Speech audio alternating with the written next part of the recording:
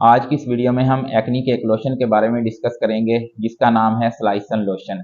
स्लाइसन lotion होता क्या है, इसके यूजेस क्या हैं, इसको लगाने का तरीका क्या है और इसके साइड इफ़ेक्ट क्या हो सकते हैं। सबसे पहले बात करते हैं कि स्लाइसन लोशन होता क्या है।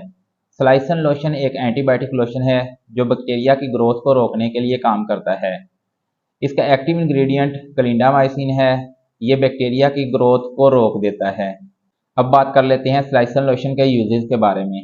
स्लाइसन लोशन एक एंटीबायोटिक लोशन है जो कि एक्नी की जो कंडीशन होती है, इसके अंदर जो इन्फेक्शन हो रहा होता है उसको रोकने के लिए स्लाइसन लोशन इस्तेमाल होता है।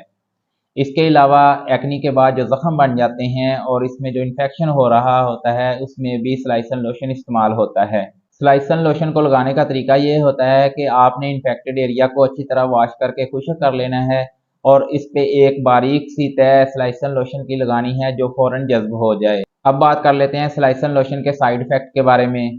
स्लाइसन लोशन के जो सबसे कॉमन साइड इफ़ेक्ट हो सकते हैं उनमें एलर्जिक रिएक्शन हो सकता है, स्किन पे जलन या चुभन हो सकती है, स्किन पे रेडनेस हो सकती है।